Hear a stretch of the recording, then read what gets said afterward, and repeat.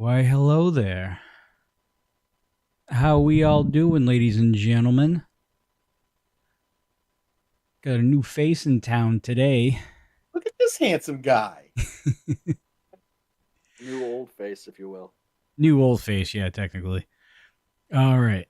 Before we get into everything and what's going on here, um, let's say hi to the peeps that are here currently right now. I'm sure a lot of them will be trickling in as we go. We got Queen Vampires, Karan Jones.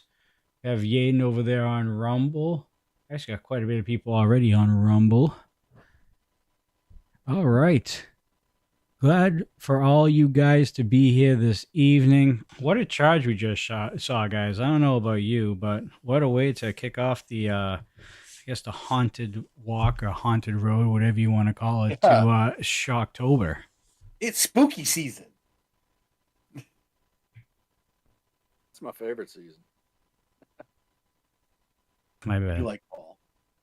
All right. See, we got To-Do List Studios just made his way in, Mr. Fourth Row. How we all doing tonight? Guys, welcome to another edition of the Dudes and Belts Recharge here on YouTube, Twitch, and Rumble. I am your host, Johnny Deathdrop, as always, and like we were just kind of to Shocktober.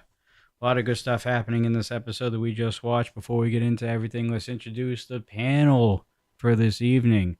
On the left, we have the one that lives way up there on the east coast of Maine, the inventor of the Beacon of the Week, the one and only Coastal Crusader. Hey, happy Tuesday, everybody. It's the first day of school for a lot of people, and I think Mr. Damon Ace learned some things today from Dalton McKenzie, and that we'll get into that as our first match. And yes, this isn't a hallucination whatsoever. We have the voice of charge. He is the one and only KD. How's it going, bud? I'm glad to be back. I'm glad to be with you guys. It's been a long, long time coming. But man, am I glad to be back, and what a night to come back on. What an episode that was. Yes. And for all the confusion that's going on, KD is actually going to be a permanent replacement here on the Dudes and Belts Recharge. Titus Machiavelli has kind of parted ways with us, and we wish him all the best in his future endeavors. But KD is stepping in his place, and we're very happy for him to be here. Nice little fresh face on this show. So thank you, KD, for stepping up. Greatly appreciate you. Marky Pence has got that adult Always. stuff, something about work, and he owns Yes, it. so I don't know. we are going to have a little bit of a change here on the Dudes and Belts. Coastal Crusader will be here on Tuesday nights with KD. Yes. I will be here with Marky Pins on Thursday nights for Reignited, and then these two will eventually come back together on Sunday with Lucas Bradwell as we do the rewind every Sunday. And that is what's going to be going on from now until, God, I don't know, the springtime at the moment. It's usually about end of April, May. For those that don't know, the bowling season has started. Marky owns a bowling alley. I bowl in a big time league on Thursdays, so it's the one league I bowl a week. So unfortunately, I won't be able to be here on Thursdays. Marky's not here on Tuesdays, but you get us both on Sunday. So tune in. And since Marky owns his Man, business, see, one What's of the that? whole reasons I came back was to annoy Marky. you'll get your shot from time to time. Oh, don't worry. He will have a few days off in between, but he does have a big league that he runs over on Tuesday nights, and he's typically open way later past when this show starts. So give him the benefit of the doubt. So he will be going on Tuesdays, but he will pop in from time to time. There's not going to be a complete no-show until the springtime, but you'll be seeing less of Marky on Tuesdays. All the time up here in New England. So That we'll is have also quite a some thing snow too. days. Yeah, there will be some snow days, I'm sure. But enough about me babbling about what we have in front of us right now. Let's talk about Charge that we just saw here. Yeah. All right. Starting off the show, we have Jay Camacho making his debut tonight, going up against Pantho. And I got to tell you guys, what a spitball of a fire that kid brings to the Rocky Mountain Pro ring here. He was on fire tonight for his debut. Did a very good job, in my opinion. Absolutely. Katie, why don't you take this one? You're the new guy. Go ahead, take us through the match. You know, Wait, man, wait, Jay is just showed up, dude. I know, but hey, he's the new guy. We got to get him in here. Go ahead, Katie. oh man, Jay's impressive. I've been watching him since the day he started, and there was always something special about that kid. You know, when he walked in, he was so ready to do this, and he's been a world of help all around the arena, all around RMP. So to see him get to finally come out on his own and do his thing, man, I was impressed. You know, I've seen him at training a lot, but man, when you get under those bright lights and you're yourself, it's a totally different situation. And yeah, I got to give it to him. He held himself out there with Panthro, which is not an easy competitor. You know, Panthro is someone who we've seen several times kind of take it to people and give the unexpected fight. But Camacho held his own, including that. What a bulldog he hit out of nowhere out of that corner. That was pretty wild. But I got to give it to Camacho, and I think he's got a long career ahead of him. Yeah, no, absolutely. I agree with you, Katie. This kid came out. It's one thing to make your debut, but making your debut on the flagship show, you're uncharged, and you're going up against Panthro, who, yeah, we give him a lot of crap about being a straight to bargain bin, movie star there in the Dominican Republic, but he can wrestle, and we know that. And I absolutely think Jay Camacho's got a very long time ahead of him in this business, just from what he showed me, as you said, on the bright lights, on the big stage. He was able to step up, and he gave it to Panthro tonight. It was great to see young talent step up like that, as we've seen repeatedly here in RMP. Yeah, man, and I mean, thankfully for his debut match, he didn't draw Damon Ace, which is That is typically actually something I was surprised about. Most people get Damon, either so, get Damon or Yeah, somebody else that will just run through them. It's not a great welcoming committee at RMP. yeah, I don't know why a lot of these new guys suddenly get it's like, hey, congratulations, you graduated the school. Here's Damon Ace. Here's Jason Knoll. Here's some of these guys that just have a they have a chip on their shoulder, and let's just feed the new kid to the wolves. Yeah. Oh, you got a chip on your shoulder? Let's knock that off right away. all right. Well, good job with Camacho. Great debut. It was very fun to watch, and there's definitely a bright future with that one. That's for sure. Um, let's move on here. The Briscoe had a little bit of something to say, and we actually got a little bit of intel on what's been going on with Briscoe as of late. Typically, I go right to Coastal, but since Katie's a little bit more behind the scenes here, why don't you give us a little bit more? I mean, we heard that Briscoe is apparently hurt and is nursing a little bit of an injury. Can you kind of spread a little light on any extra details on how this decision came about for him not competing on Supercharge? Yeah, I was actually unfortunately there when it happened.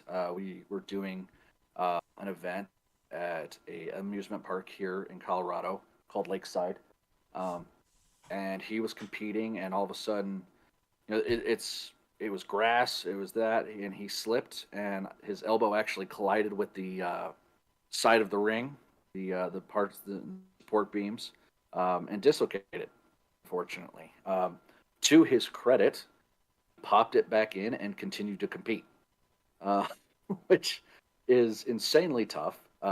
Some would say stupid. I would say stupid, but also tough. And it was decided that it was probably not in his best interest to compete and defend the Charge Championship, unfortunately. I know he was bummed about it. Talked to him about it that night. He was very upset.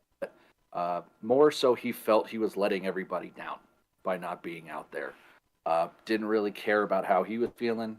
None of that. He was bummed he didn't give the fans what they wanted to see. And you could hear it in his message to the fans. You could hear how down he was. But Briz is one of the hardest workers I've ever seen come through Rocky Mountain Pro. From in ring to behind the scenes to training. it's very hard to outwork Briscoe Crown. So I see him being in the ring probably sooner than some of us would like to.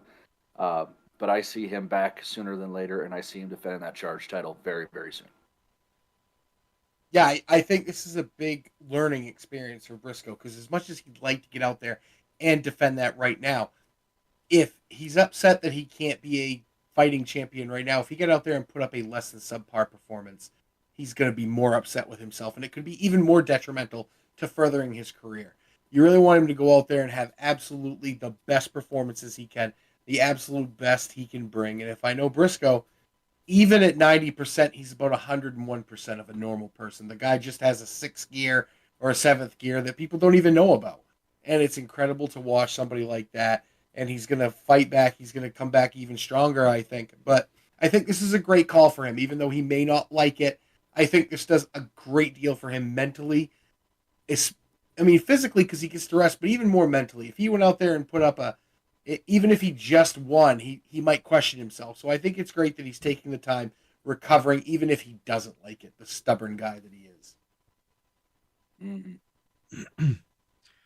We hope he gets better, and we hope to see him in the ring very soon, defending that charge championship. I know he worked very hard to get to that point and to be able to capture that championship. It's a shame that an injury kind of put him on the sidelines for a little bit. But it seems like hopefully in the next couple weeks, he'll be able to get right back into competing and defend that championship like he wanted to. So all the power to him, and hopefully he gets better within the next couple weeks so we can see him back on our television screens.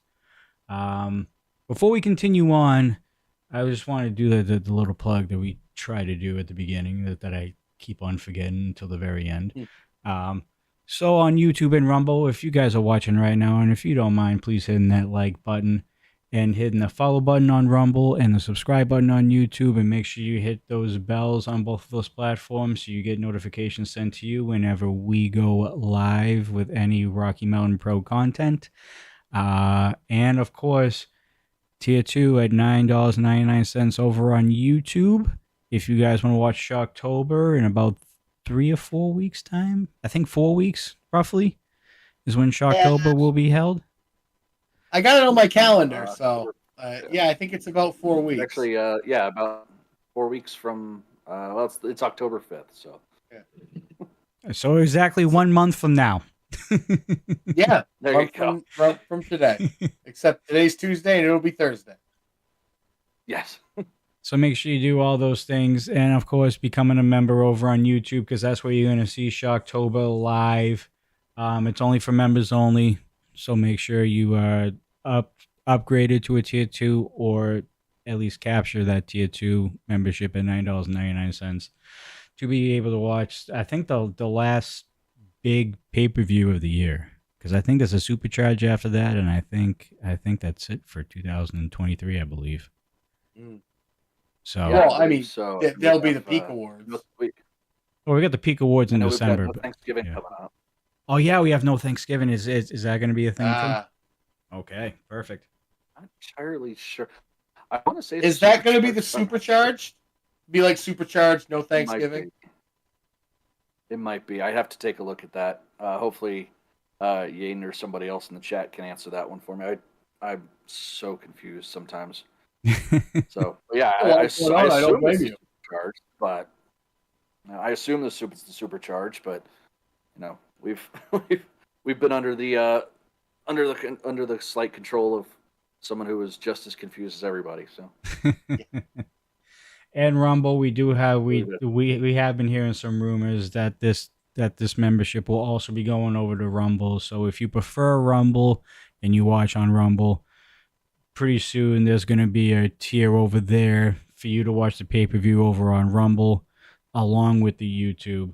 So that's currently in the works right now. We just have the subscribe just for you guys to give us support. You do get badges and emotes and all that stuff over on Rumble, but we are working to get you guys that extra tier so you guys can actually watch Shocktober or the next upcoming pay-per-view that we have over on Rumble when YouTube airs it as well. So keep that in mind over on Rumble, YouTube. We preach it about 20 times every week in Twitch. Come on over to YouTube and Rumble because that's where it's at. Right now, Twitch, you're just getting all the free content that we give over there between the Dudes and Belts, and I believe you still have Ignition live over there on Twitch. So that's what you have over there. All right. Let's continue talking about episode 359. Oh, and of course, I know YouTube, you guys watch the show before you watch us, and it's already airing on Rumble, YouTube Rumble. The episode is there for you as well. So as you're watching this, if you want to go back to see what we're talking about, the episode is on the Rocky Mountain Pro page. Go check it out and give us a like and a comment there as well. All right, moving on here. CBD and Dalton. Seems like CBD is trying to recruit Dalton to be a tag team and really trying to avoid Remy D as much as possible. We'll start with Coastal. I don't know so much as recruiting as assuming that just because he sat in, the middle seat and Dalton had the aisle seat, because let's face it, Dalton fits an entire row by himself on an airplane, that he was going to be a tag team. And come to find out, when he says the word tag team, Dalton's kind of like, hey man, I'm kind of doing great by myself. I don't really need you, but I'll support you. So I think there's a little miscommunication. I don't want to say miscommunication because I just think that CBD assumed he was going to have his big buddy behind him, which he does, just not in fights. I mean, he'll be there if he gets jumped or something, I assume. But if it's tag teaming, not for Dalton right now. And CBD kind of left with a sour taste in his mouth, Katie. I don't know so much as this went how he wanted it to. Really wasn't happy about it, but going back to what you said about Dalton says, I'm doing pretty good, and blah, blah, blah, blah, blah. Is he? Let's look at his singles career here in Rocky Mountain Pro. I mean, he's had a match against Sin Bodhi. That didn't go well for him. We saw tonight, had a match against Damon Ace. Didn't go well for him. The last person I remember him beating was Mick Diamond. And nothing against Mick, but the man's at the bottom of the totem pole right now. And when you've got a guy who looks like Dalton and a guy that looks like Mick, if Mick had won that, the man might have just been given a championship just for the hell of it. I would have. I'll give him this one if he actually beat Dalton McKenzie. So he's not doing too hot sometimes, but you look at CBD and former Charge champion, he's got some wins under his belt. So maybe Dalton's kind of, in my opinion, I think Dalton's on the wrong side of this one. I think he maybe need to look at what CBD's offering and maybe take some of that advice, because the guy's got gold and he's got some wins under his belt, something that Dalton really doesn't have right now. Spitting facts over there. That is absolutely true. I won't deny any of that, Katie, but what I got to say to back up Dalton here is sometimes it's about quality and not quantity. Maybe you don't have the number of wins, but maybe what you've shown against guys like Sin Bodhi, he is going up against Damon Ace in Shocktober, and he went up and he did win against Mick Diamond. Mick's made some big strides since then. I will give him that. Yeah, he has. But and I think here, kick in the ass by Dalton. True. But here's the big thing here. Here's what I think Dalton is looking at. I think Dalton is looking at, I'm not scared of anybody. He goes up against Damon. He goes up against Sin. All the confidence in the world. And he looks at CBD and goes, you know what? This dude's kind of freaking out about Remy D. So maybe he kind of sees the writing on the wall here. Like, I don't want him as a tag partner because maybe he's going to crap out on me. It's all valid points. I mean, I just, if it's me and I'm coming in, I'm kind of sticking myself in there with people who know what they're doing. And whether you like it or not, CBD has Charge title. He's pinned Mercury Yaden. Say what you will about the match type and how he was the third guy in that gauntlet, maybe the fourth, but he still has a win over Mercury Yaden. The man's been on the big shows. He's been on the stage at Rocky Mountain Pro. He knows what it's all about.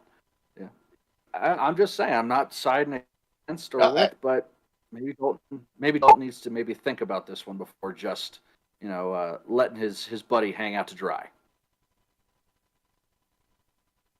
Yeah, because that can turn into a rough travel day one of these days. Yeah, CBD's supposed to rent the car, and all of a sudden you're on the curb, and he's driving by. Dalton might find one of his boarding passes went missing. You never know. Yeah. Yeah, there you go. Wallet gets left at a hotel. Yes. Yeah. Well, Passport finds itself in the trash can. well, speaking of Dalton and CBD and that whole back and forth that we saw earlier, Dalton had a big match against Damon Ace. Now I don't know how you feel about that, Coastal, but for most of the match, I thought it was a pretty physical and what people would like to say a hoss fight kind of a match.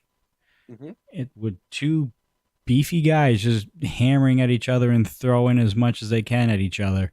What are your thoughts on what happened, and especially at the end, because we saw CBD get involved in this match? Yeah, what we talk about is when you're a young and up and coming guy, kind of like Dalton, you reach these places where you can either plateau or you can step up. And this is one of those instances. You either are going to stay where you are, or you're going to step up against Damon Ace. Did he come out on top tonight? No. Did he step up? I think he did. This was very impressive. And what I liked about it was, Is this another really quality thing that you're spewing right now? yeah, quality, I guess, but you take more away from a loss than you do a win. That's kind of always been my thing as an athlete, and you need to really learn from those. And if you don't, I'm also a history guy. I'm a history major in college. If you don't learn from history, you're bound to repeat it. So learning from losses is great. And tonight we saw some really big things from Dalton. That slam into the hip toss, into the shoulder tackle, like I just saw Scott Steiner from the 1990s when he was doing Frankensteiners, and he's just, I don't want to say he's a freak because he's not the genetic freak version of Steiner. He's that athletic. Dalton McKenzie really needs to tap into this athleticism he had because the power is natural for him. The man is, as my grandmother would say, built like a brick shithouse, and nobody is going to move him. He has all the power in the world. Now he needs to just embrace that athleticism, maybe step out of his comfort zone a little bit. I think tonight, maybe with a few more of those moves, Damon is expecting someone to try and run through him. And we see CBD get involved. And I think maybe that hurt Dalton a lot more than he thought it did. It really took his attention off Damon. And it really took his attention off the match. And I think that hurt him a lot here. But I think there's a lot to take away from this, Katie, on Dalton's end. No, I agree with you. I think Dalton, he's another one. He's got such an incredible future if he sticks with this. It's funny that you said the same thing I did when I first met Dalton. Was I looked at him and went, "Oh, it's the long lost Steiner brother," and that's what he reminds me of. And which is funny because the Steiners are his favorite tag team of all time. You can see it. There's no denying that. I mean, he is Rick and Scott merged. He's that amalgamation. Yeah. Weren't they from the Midwest too? It's funny. Oh, Michigan. Yeah. Yeah. But it's funny when you say that, Dalton's that type of person that nobody can run through him. The problem is Damon did. Damon picked him up. He dropped him down with what D'Lo would like to call the COS down spine buster. And let's not forget, he dumped him on his head with that Sister Abigail. An homage.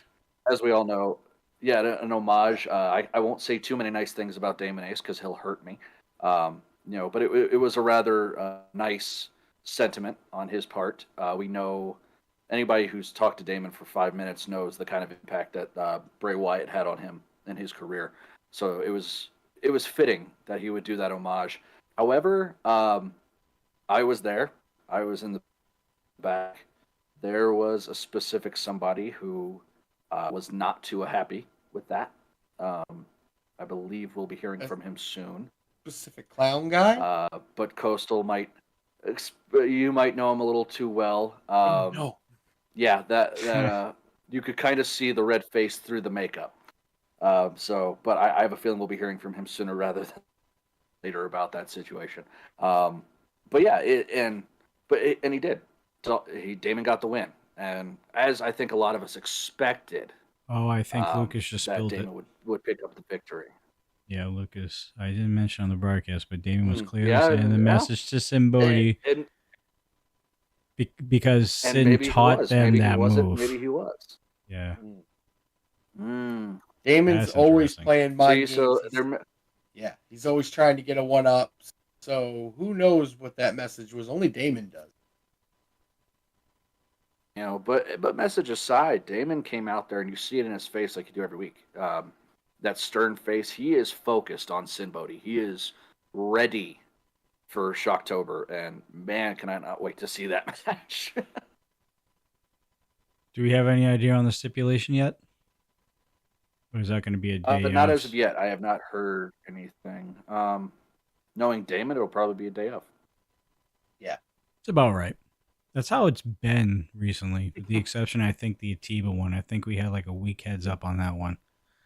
You know, with Damon, I really think like it's going to be either day of or it will be a week or two in advance because he wants Sin to think about it, and that could play opposite.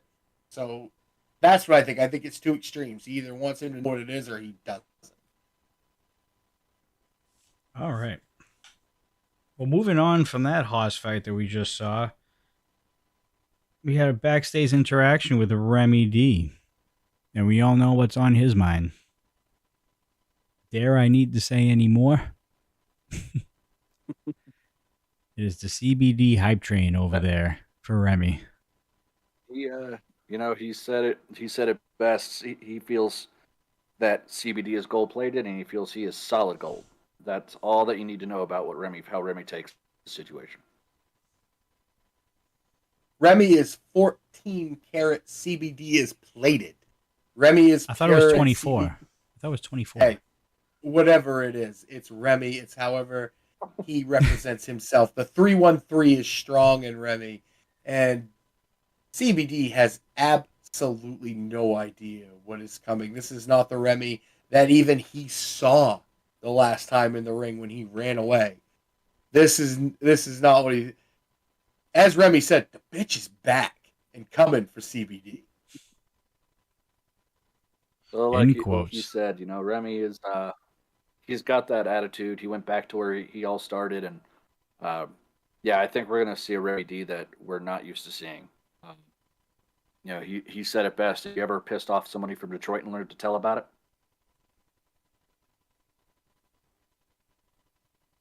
That's fair enough. We're assuming that's going to collide at some point. I'm assuming these two will eventually lock up. And as of right now, I mean, we are on the road to Shocktober, so that might be the place where vengeance is had. I think Remy D's going to Shocktober as Dennis Rodman is going to elbow the absolute hell out of CBD. All right. 98 Dennis Rodman, not 2023 Dennis Rodman. No. Like 1989 Dennis Rodman. 1989 is about right. Yeah. Bad boys. So we go from one saga to another. Lord Mitchell Taylor is still trying to look for a tag team partner, ladies and gentlemen, and he went as far as trying to scoop up Mick Diamond off of Smoke and Mirrors. He didn't know which one he was, though. He didn't know if he was Smoke or Mirrors. That's a bad start for Lord Mitchell Taylor when you're trying to get somebody to come join your team.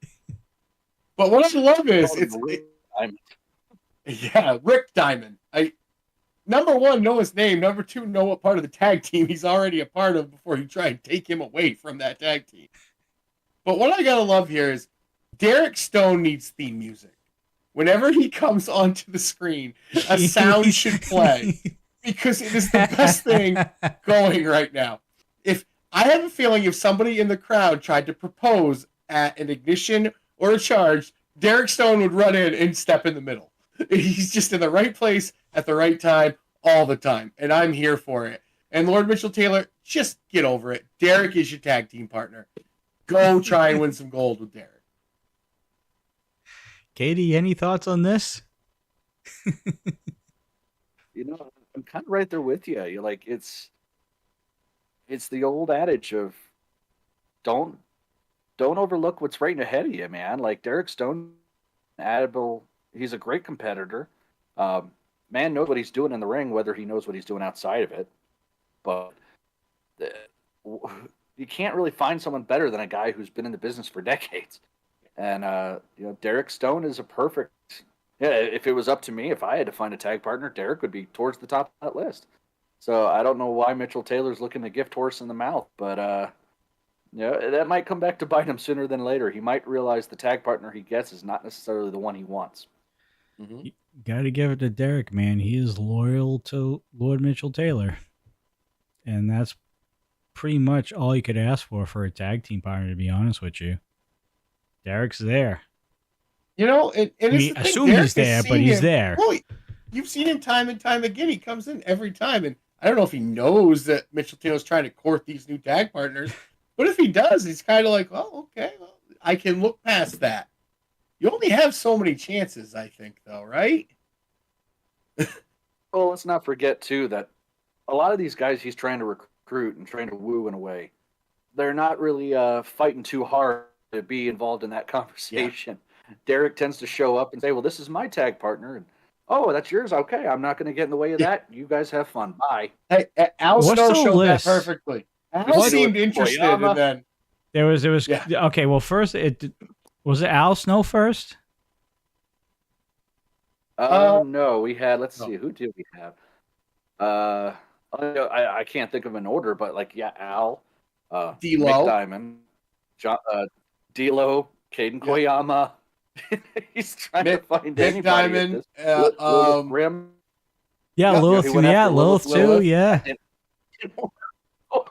So, who's next on the headhunting mission of Lord Mitchell Taylor? I can only imagine. I mean, it's got to be Yaden or Curtis Cole, right? If he's going into the tag teams,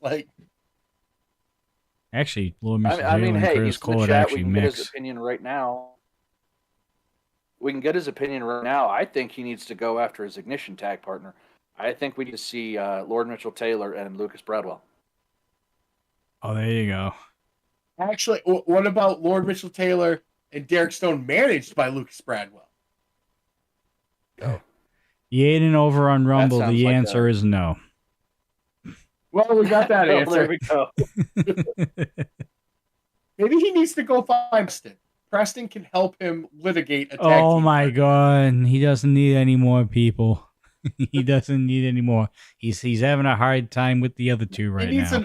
He needs an arbitrator. He needs someone to come in and help him find somebody. He needs speed dating. He just needs to sit down for a minute at a table with each tag team person. Well, Jason knows looking. Rewind, Michael Titus had a bevy.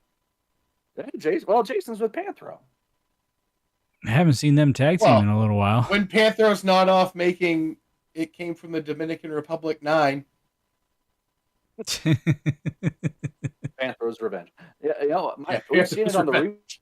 Michael Titus had always had a bevy of great, competitors, and give Michael Titus a call. See what we've got there with old tag partners. Yeah. Well, there you go.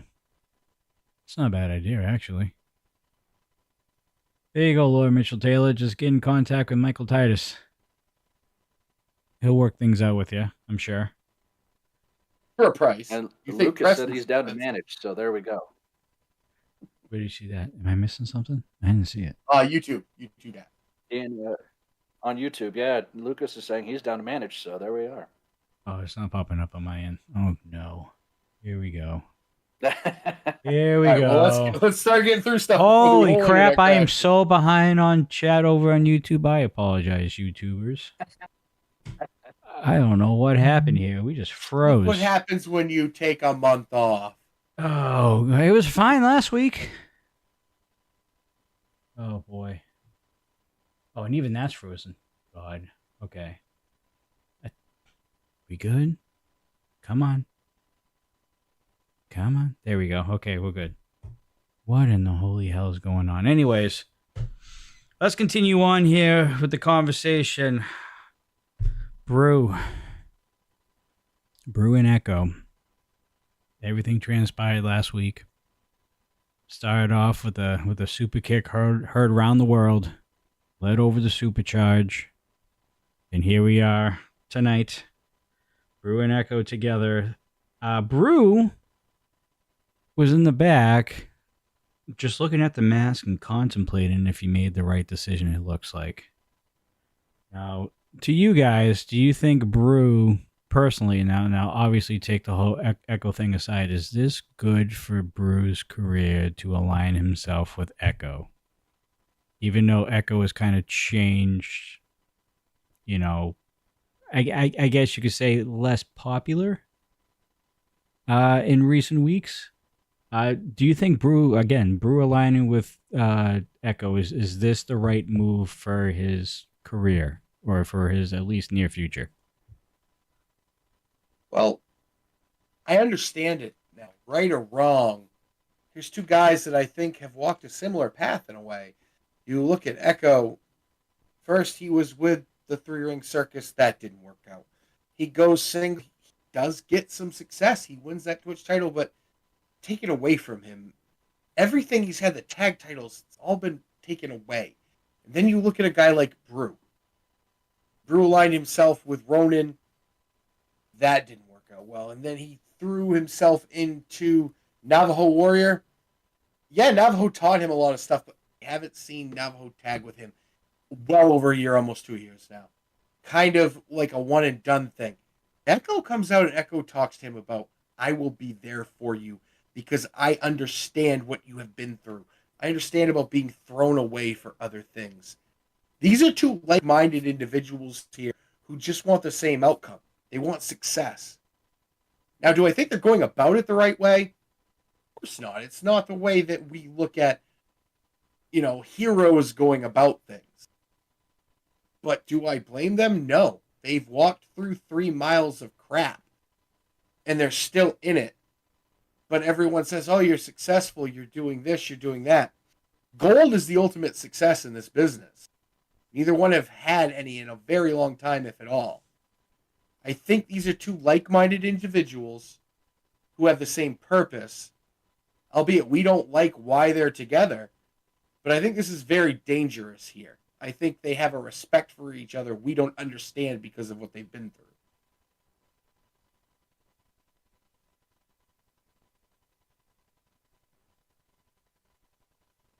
Yeah, I'm gonna completely agree with you on this. These are two guys who, like you said, they've been through similar paths. Um, they don't really have anybody besides themselves to watch their backs. Do know there is an actual friendship between those two. And when desperate, sometimes you do desperate things, whether it's a good or a bad thing, and it doesn't hurt for a guy like Echo to have a big dude on his side, as we saw tonight. And it doesn't hurt Brew to have somebody in his back that understand where he's coming from and can kind of look out for him. That's something Brew's never really had, in my opinion, in RMP. He was with Ronan. He was with that faction. But it kind of all seemed to be what can benefit the leader. Didn't really seem to what could benefit Brew. Teaming with Nav, we said it. It's been a very long time. So why not try it out? Why not put yourself there with somebody who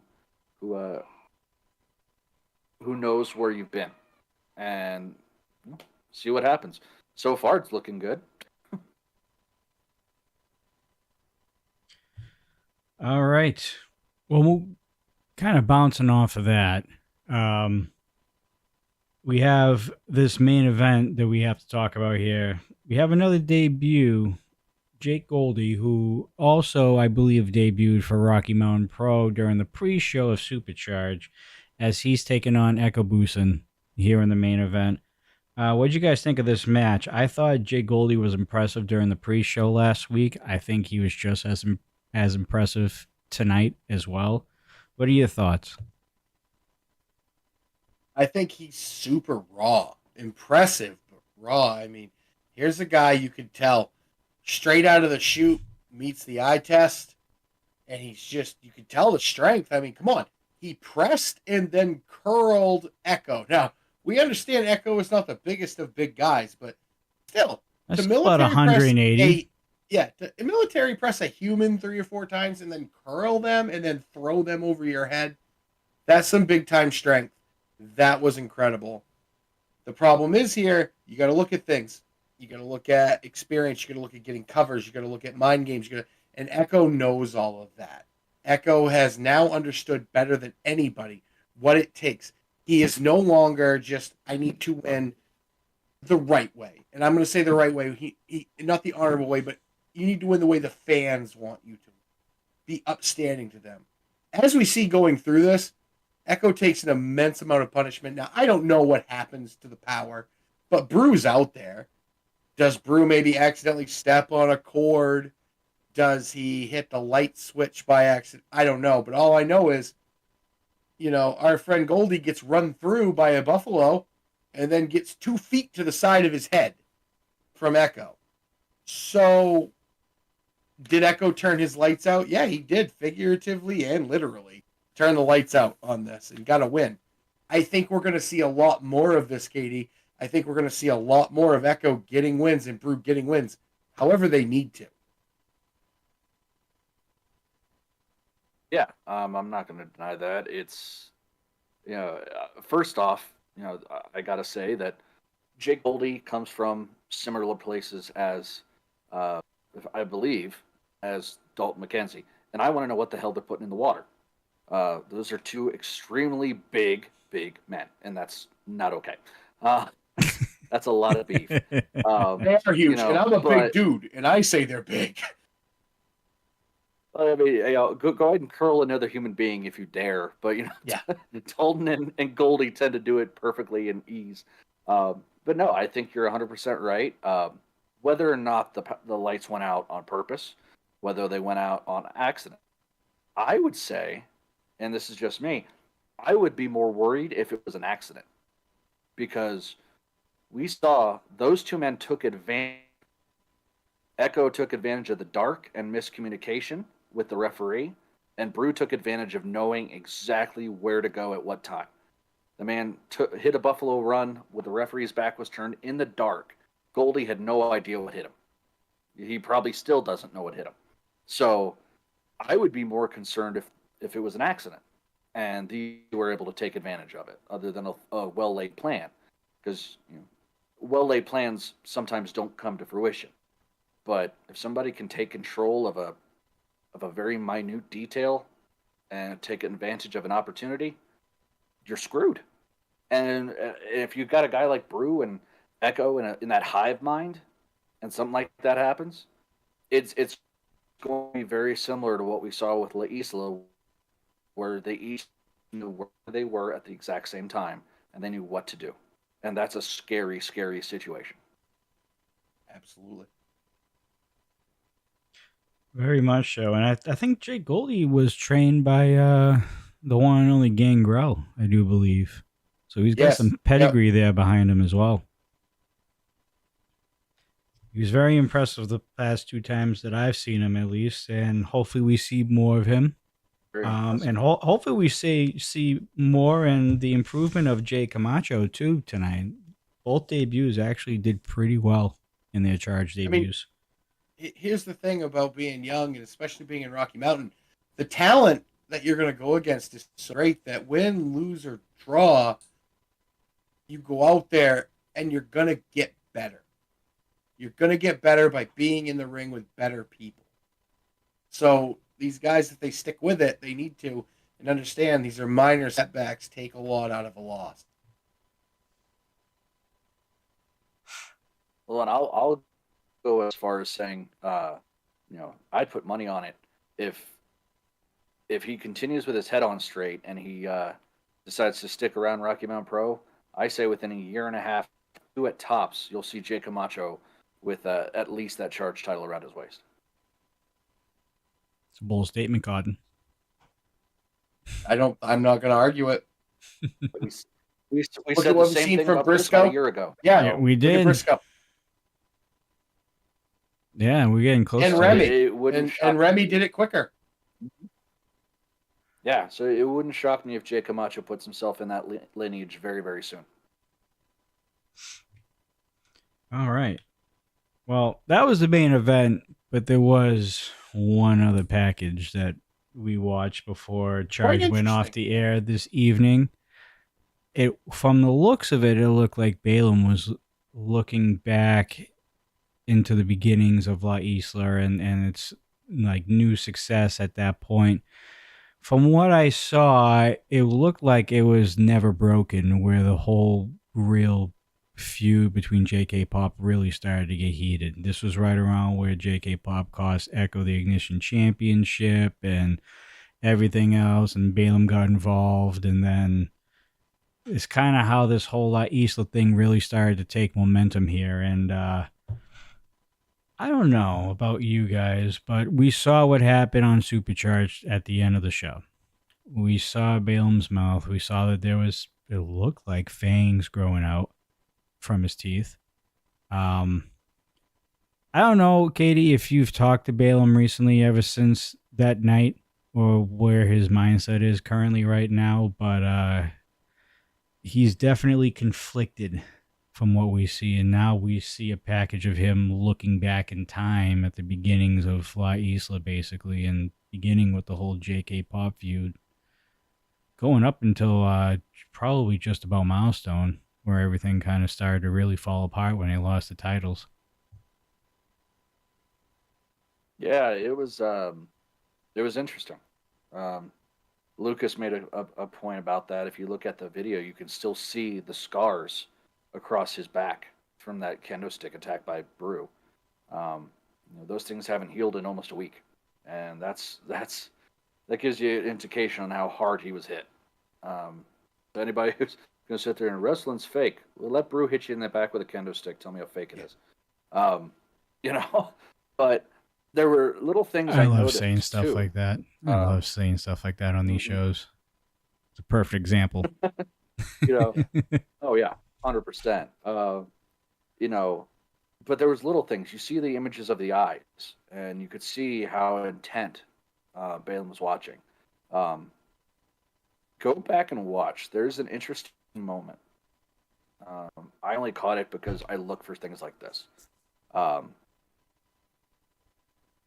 and if you've noticed, there was a moment when J.K. Pop was attacking him that it went to his eyes, but it wasn't the same what we were seeing. It almost looked like there was a fire that was coming out of him, which was very, very interesting. And then to see the ending, we saw the pupils just dilate. And that tells me that there's something coming and something we're not expecting, something we're not going to be used to. We're prepared for. Yeah. So my big thing here is, and I'm gonna put my tinfoil hat on a little bit, but when you go through the stages of grief, you're looking for reason in some of this, and I think that there's two things here. He's either looking for reason, and he's looking back, and he's trying to figure out, okay, what happened? Okay, what's going on? I'm gonna watch this. I'm gonna see maybe something happen.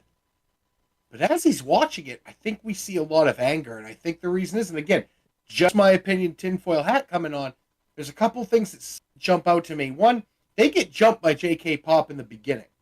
And yes, they get separated, but that's what J.K. Pop does.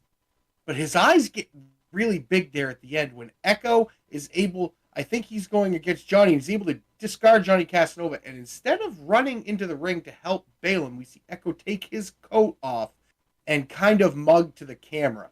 And we see the eyes get big. And I think it's Balaam going, wait a minute. Was this ever about us? So I think he now has some question about how long has this been in Echo's mind. That's kind of what I took away from it. That tinfoil hat must be working pretty well there. I'll have to go back. Yeah. I'll have to go back. I didn't even notice that.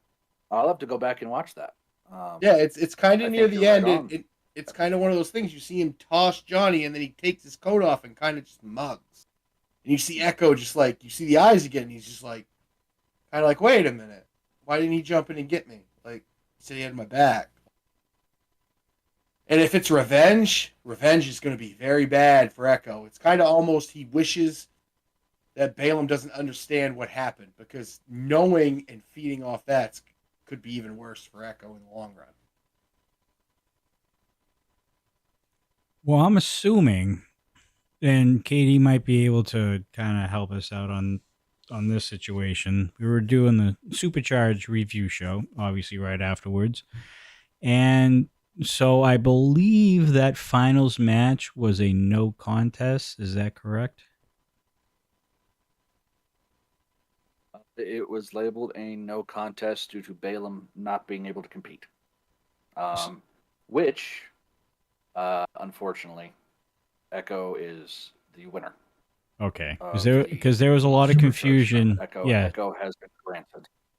Okay. Unfortunately, I believe in a Yeah, tournament, due to even Balaam. yeah, if Okay. you're in a Yeah, due tournament, to you Balaam can't not being able to continue. compete. Yeah, All right, because we Echo was given the win.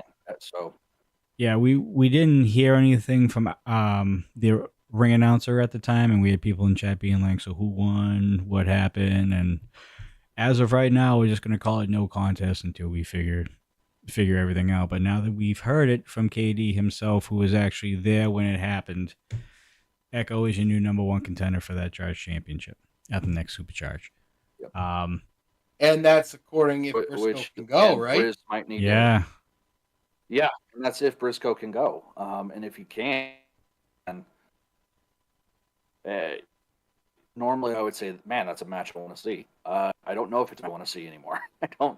At least if I do, I want to make sure Bruce nowhere near the ringside. Yeah, Because, if if you're Echo and Briscoe Balaam, Crown, or excuse me, Echo and Briscoe would be an amazing match. But you add the Buffalo, Briz might want to be on the rehab list a little longer. or if you're Briscoe Crown, have your ears very much tuned to the ground for stampede noises because you never know. You come around a corner, even at rehab, and you get run through in the stampede. Very true. Very true. Other than that, that is going to conclude this episode of Charge, episode 359. Final thoughts on this episode before we start to wind everything down. I really think the big storyline here for me is Balaam. We didn't hear from him. We haven't heard from him at all since the super kick. We've seen him in the ring on Supercharged. We know what he wants, but since all this happened and since he's had a chance to go back and look at some things and digest it, I am super interested in what he's going to say. But I don't know if we're ever going to really hear his true thoughts. That rage inside him is just boiling. All right. Other than that, KD, I completely forgot about you. Any final thoughts? Dude! So do a lot. I know. I'm having a rough night tonight. In case you haven't figured it out. No, I agree. I think in a weird way, it feels. You guys can tell me if I'm wrong on this. I feel like it's almost a new era. You've got guys, Dalton, CBD, Remy, Echo, Balaam, Briz, Damon. This new crop that's coming up and slowly taking over. Notice we haven't seen Yaden in weeks. Curtis, well, he's the champ. He's got champ privileges, but he's not on the shows as often anymore. Yeah, exactly. You're not seeing a lot of that old guard of Rocky Mountain Pro as much, and it's really the new guys are really stepping up, and it does feel kind of like a new era. And I think we're going to continue to see that. And if you've got guys like a Balaam, Echo, Jay Camacho, Remy D, CBD, all these guys kind of putting the load on their back and going, okay, let me carry this. I think Rocky Mountain Pro is in for a hell of a 2024. And just real quick, based off that, you bring up a great point, Katie. Do you think the veterans now, as in Yaden, Damon, guys that have been around a lot longer, Caden Koyama, those guys, are they pressing even harder now because this new crop is pushing them? They've got to be. We know that Damon's not ready to give up. We know Caden's not someone who gives up. Curtis Cole's not ready to give up. So people who have been here for several years, they're not ready to just turn over and lay down and die. So this new crop's in for a fight, but so are the old guard because we've got some incredible talent. it's very reminiscent to me, at least, of when we were at the quarry, when you guys would see a little bit of those episodes, how it felt, how it was just solid talent after solid talent after solid talent after solid talent. It feels like that. So we're gonna see what's coming up. Um, but yeah, I think we've got a lot coming up in the next couple of weeks of Charged, whether we want it to be or not. Shocktober is going to be a hell of a show, and I'm looking forward to seeing who kind of steps up. All right, real quick before we continue on, Andre over on Rumble.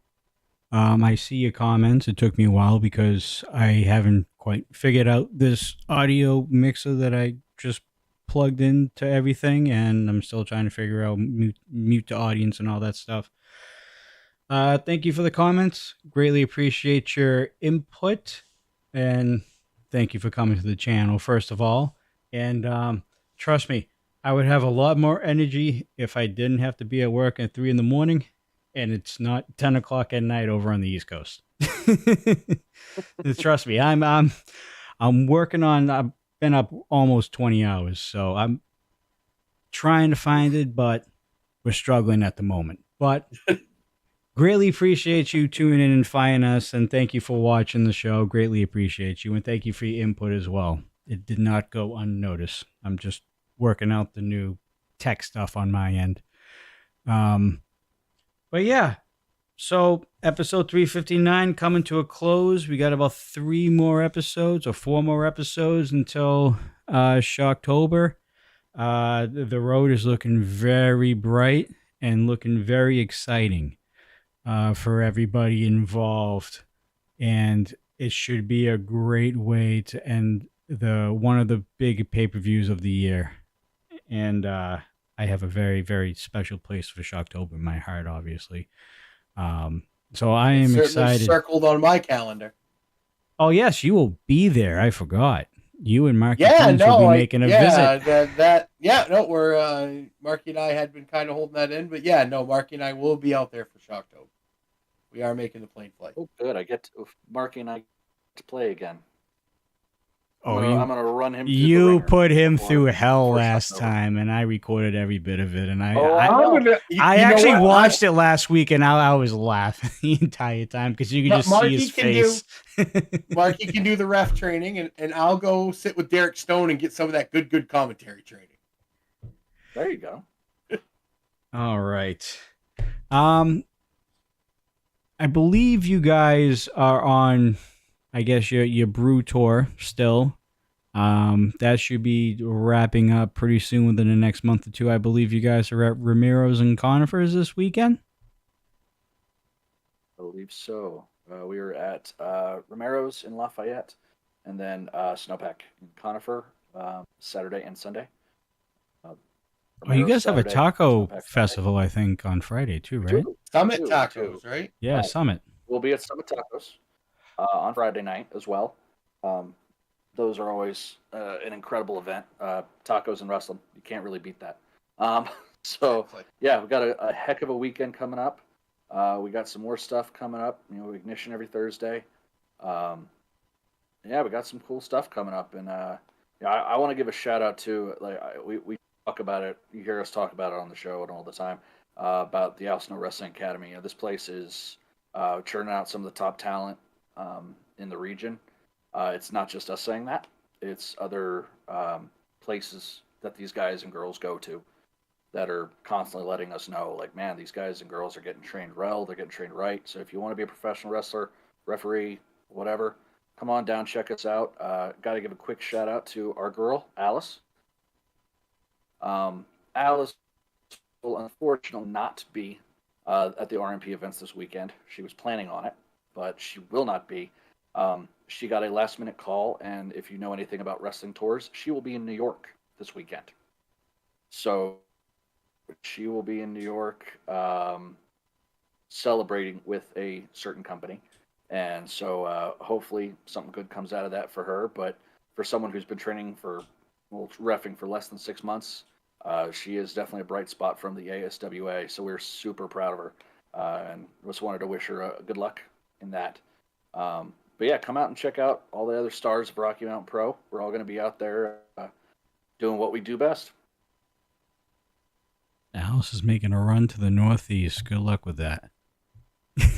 Welcome to the Northeast, Alice. Welcome to the Northeast. You're going to get a rude awakening. We're the meanest nice people you'll ever meet. Congratulations, Alice. Person you'll ever meet. What was that? I said congratulations, Alice. Oh, sorry, what Katie said. Oh, I said you guys are the meanest nice guys that she'll ever meet. Well, she's the nicest mean person you'll ever meet. So, I believe it too. I believe it too. Wait till someone cuts her off. Oh yeah. All right. I believe that wraps up the show this evening, guys. Again, people on Rumble, people on YouTube, hit that follow button and hit that like button, or subscribe over on YouTube and hit that like button. Leave a comment below. Let us know what you thought about episode 359 for Rumble. That episode should be up on our page as well. So if you caught this show and you want to see exactly what we were talking about this evening, make sure you go up into Rocky Mountain Pro's homepage on Rumble, and episode 359 should be there, ready to go for you to watch and enjoy. And if you want to come back to the dudes and watch the entire show, if you just tuned in halfway or whatever, we'll be on there as well. YouTube, same thing. We premiere that over there at 8 p.m. our time on the East Coast. So 6 p.m. Mountain Daylight Time is when it actually airs, where these guys are out there in Denver, Colorado. Obviously, wherever you are around the world, do the math. I'm not going to do the math for you because there's a lot of time zones. Are hard. Yeah. Trust me, it took me about a year and a half to get this one down. Okay. I just know they're 2 hours behind us. That's all I know. They're 2 hours behind us. So, I know because I got family in Pittsburgh, so I'm happy. Well, there you go. So that's an hour. We're another hour after that. So. No, I think Pittsburgh's on the East Coast. I thought Pittsburgh's on the East Coast. Yeah. Oh, I thought they were Central. I think the cutoff is like the Florida Panhandle, somewhere in there, and then that's when it switches over. Chicago is Central. Correct. They're Central time. Yes. Yeah. So right around there. Pennsylvania is a little bit more east. Yeah, no, it's closer to New York than it is that way. So yeah, you're right. My bad. Other than that, guys, we will be back live on YouTube, Twitch, and Rumble for Dudes and Belts Reignited. You will also be seeing on all these platforms Rocky Mountain Pro Ignition live. So make sure you tune in at around 6 o'clock p.m. Mountain Daylight Time, 8 p.m. on the East Coast. That's when that show kicks off. It is a live interaction show where we show off the stars, well, the young up-and-coming stars of Rocky Mountain Pro through the Al Snow Wrestling Academy, and that's what Ignition is all about. We'll see what's going to happen with Sergey. We'll see if he'll be hulking up even more than we saw last week. I mean, as far as I know, this has been a thing for the past couple months. Now that Curtis Cole has his RMP championship, is he out of the Ignition title picture? Yes, he has to be. I don't know. Because he still has that number one contendership for the Ignition championship still looming. Yeah, but isn't it if you're a champion, you're not eligible for points? So, no, you can do more titles. No, but I meant you can't win any points as a champion. So, doesn't all his? No, you can't win any points. But he had that before he was the champion. Yeah, true. I think that was the first thing he had. He's been a number one contender for a solid 3 months. Hopefully for Sergey, he's just not worried about it. Hey, when it comes crashing down and it hurts inside, Sergey will be there. He has. He's the champ. He beat Zamori. Which as hot as Zamori was over his run as Ignition Championship, it's pretty impressive. Did you know it's in his championship rider now that we have to have fresh baked muffins at the arena at all times? It's muffin time. It's always muffin time. It's muffin time. Mm-hmm. Hey, as long as they save me a blueberry, I'm happy. Maybe Oh, when here I we show up go. in October, my wife just made fresh blueberry muffins with blueberries from down East Maine, fresh grown. So maybe I'll bring it. Excellent. I like blueberry, Oh, but and I yeah, can go for like a solid like banana nut or something. Banana Strawberry and nut's walnut. okay. oh, and by the way, yes, Hunter, this is the RMP championship. That's the old one, I believe, right? No, it's actually the only replica ever made so far. Oh, oh, It's a one of a kind. It's a one of one. It is a one of a it kind. It's literally the is a only one that's of been one. Mm-hmm. There's no I points on figured ignition it's been anymore. 10 years. So I need about. That's what Yaden RMP said over on Oh, no Rumble. points on ignition. So No who points on knows? ignition. Yeah, I do believe that's going to get formally announced on Thursday. So All right. ignition will be changing a little bit on the format. Hey, that works for us. We'll be there, and we'll let everybody know again on Reignited in case they missed it. Yeah, other than that, I mean, busy weekend. If you're in the Denver area, make sure you go check out RMP Live. They're going to be at Summit Tacos, Romero's, K9 Pub and Grill, and Snowpack and Conifer. So I heard there's great pizza over there. We didn't get a chance to do it in June. Get tacos. You get either tacos, beer, or pizza, depending on which one you show up to. That's So true. Those are you all can't really great. beat that. Yeah. Exactly. Show up to all three and you got a wonderful weekend. Wrestling, Exactly. pizza, beer, and tacos. It's beautiful. So if you're in the area, go check out RMP Live. If not, then we'll see you guys on Thursday for Reignited and Rocky Mountain Pro Ignition. And you'll see us on Sunday with Lucas Bradwell for another episode of the Rocky Mountain Rewind, where we are very dangerously close to milestone 3. I believe we're like 10 days out last we stopped. So Right. we're right there on the cusp of milestone 3, going back in time to the beginnings of Rocky Mountain Pro. So And you gonna- guys have never seen Milestone 3, have you? No. no, I don't think we've seen 1 or 2 either. Although I do believe there is. No. We saw some of 1, and then we saw the 1 match of 2. Yaden said there is some footage of 2 around, but he has to get it and cut it. So from what I understand is that Yaden does have 1 and 2. It's just getting it cut and edited and just get forwarded over to me.